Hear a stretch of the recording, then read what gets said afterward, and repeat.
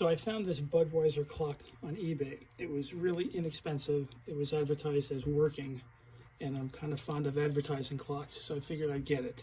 But once it arrived, I found out it doesn't work. It must have been banged around a lot in the shipping, who knows what, but something is not working on the inside. What is still working, however, is the light, which in and of itself is kind of cool. And I'm thinking I might just try to open this thing up and figure out what's wrong with it. One reason I like these kind of clocks is I have a few others. Let you take a look. For example, the grape soda one, Winston, and my favorite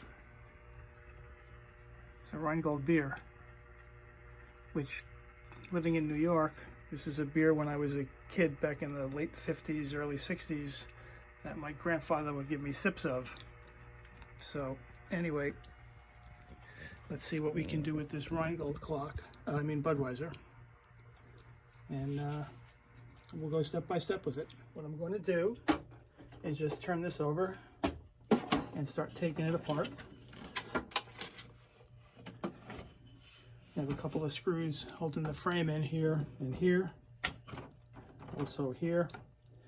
I also like to take photos of these things, even nice clocks as well as these inexpensive ones, so that once a step is taken, I have a picture showing me what it looks like, so I'll know how to put it back together. Anyway, we'll start with these screws here.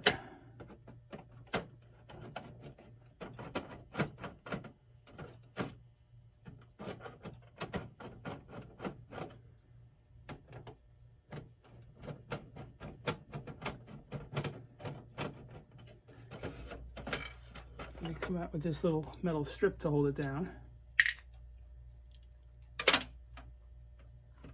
And we'll get that later.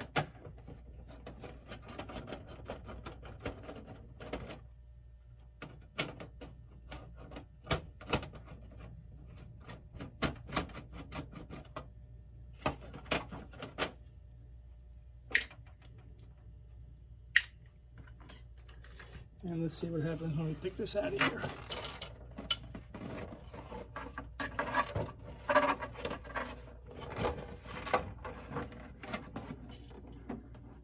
Okay, next we want to take off the hands.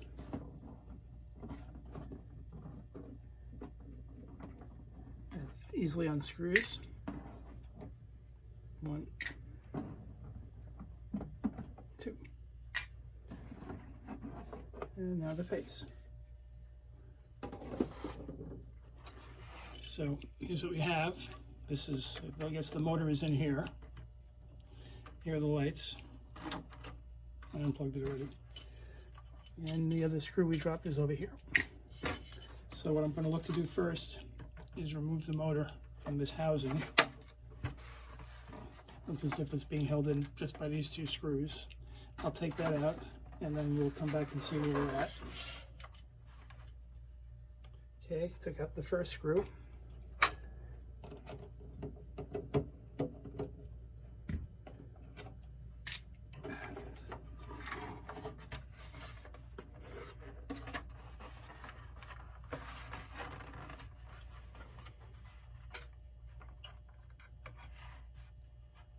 Okay, so we have the wires coming in.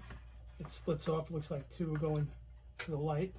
Let's plug the light back in just to show you that.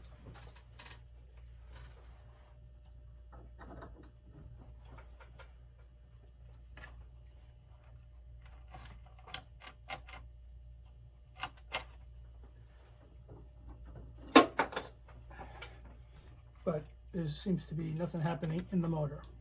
So this we can remove as I'm not holding this here.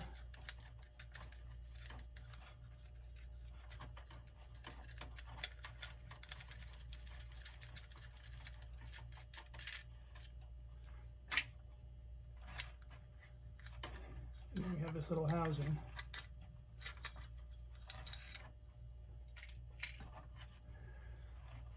Okay. So I probably am going to have to open this up.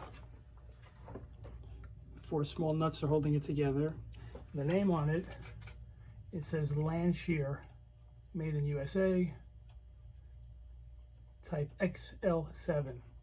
So my options are to take it apart to try to fix it, or see if I can just buy a new motor. I'm thinking, how expensive can they be? These clocks are so inexpensive. So, well, let me look into that first before we take this apart. So this is pretty crazy. I found the same motor on eBay. They're asking almost $290 for it. No one's buying that. We're talking a clock that cost me $18, and that includes shipping. In fact, I think the shipping cost more than what I paid for the clock. Looking further on eBay, I found one that's going for about $30, but that's still way more than I'm going to pay for a motor. So I'll be taking it apart and see if I can figure out how to repair it. Okay, I'm going to open up the motor now, see what's going on in here.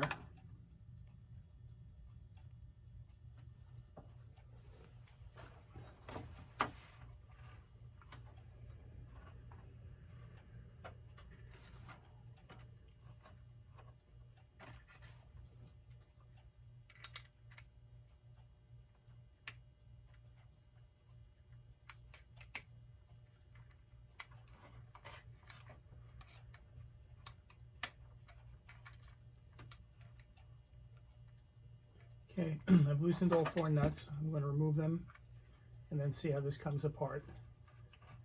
Then we'll come back. Okay, I have the 4 nuts removed. I'm going to try to gently just lift this off, see what's happening underneath.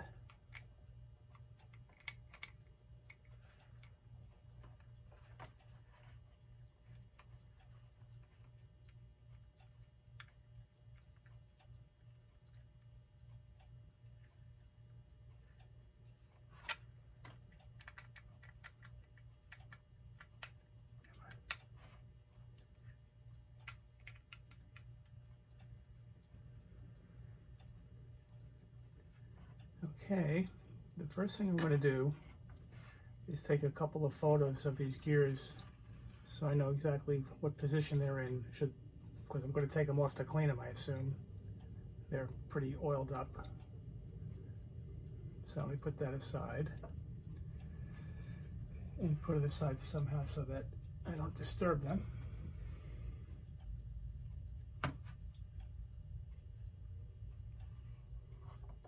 Okay, we'll put this over here. Now looking at this, see we have one main gear, it looks like, and a smaller one on the side. So let's plug it in and see what happens to this.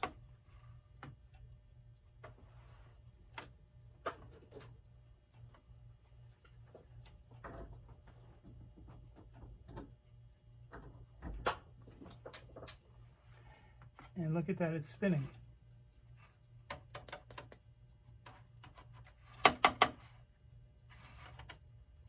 Well, that's rather encouraging. Touching it stops it pretty easily.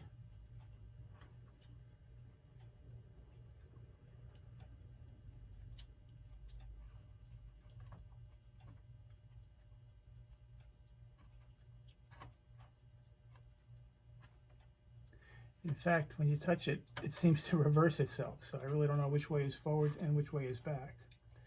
But I think the next step is going to be to clean up all of these gears and then reassemble it and see if that's all it takes to get it working.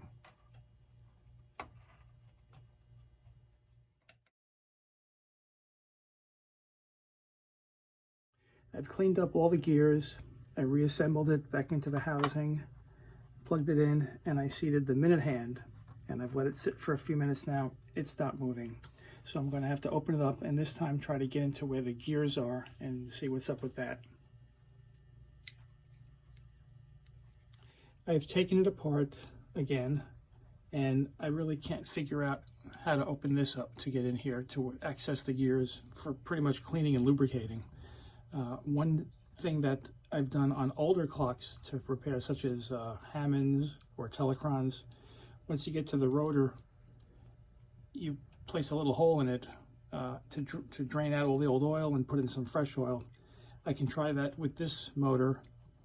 I'd have to drill in somewhere around this perimeter, And seeing as how there's a gear over here and over here, I'll probably try to drill it here. So let me set that up and I'll show you how I do that.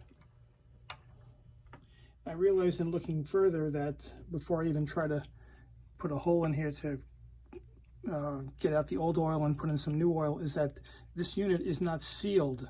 There's actually an opening here where the wires come out, and any lubrication that's going to go in here, if I add anything, it's just going to drip out. So the bottom line is I really cannot fix this. So one alternative that I have come up with is I'm going to install, it looks like the old quartz clocks, but I'm going to get an electric one that instead of having to use a AA battery. That way it'll be a nice sweep second hand. It won't have that click, click, click that the quartz clocks do. And the way I plan to install it is I'll use the housing that came with it, and I'll probably epoxy the unit here. There'll be an electrical wire coming out of it with a plug which I can cut and attach directly to these wires. And then I'll have a stem here long enough to fit through, coming up a little bit past the top of the dial for the hands to fit. So I just have to order one of those. They're not all that expensive, but I do like the clock. I would love to be able to restore it. So let me work on getting the motor. I have the new motor. Looks like this. And what I'm going to end up doing is mounting this part of it on the housing here, and then fitting the face over it.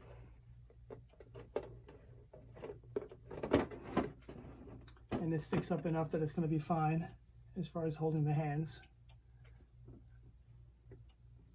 Sort of like this.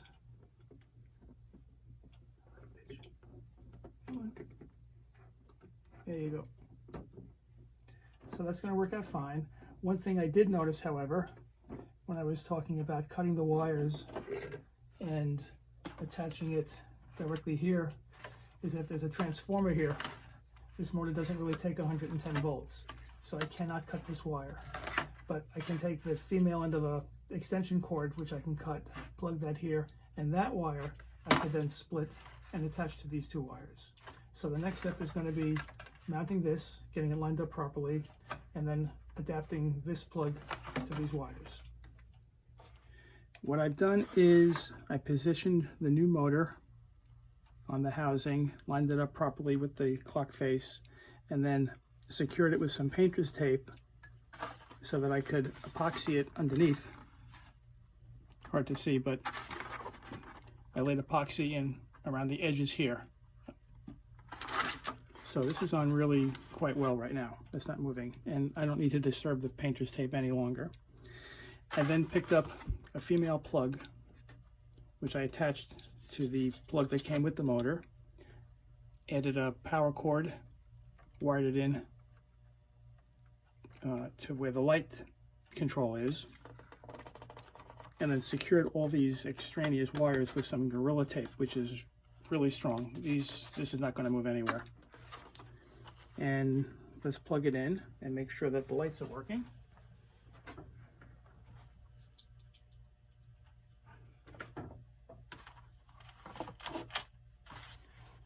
And just to be certain, I placed the minute hand on here and let it sit for a couple of minutes to make sure that it was moving, which it is. Now all I have to do is reposition the face, screw everything back together, and we're done. I've mounted the frame back over the face. I secured it with a couple of screws here and here.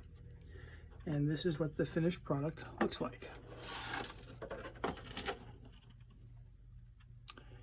The only thing left to do now is to put this up on the wall.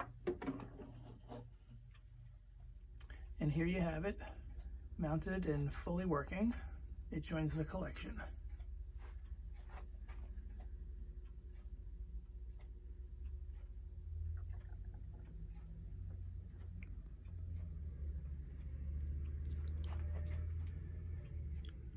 And that wraps it up.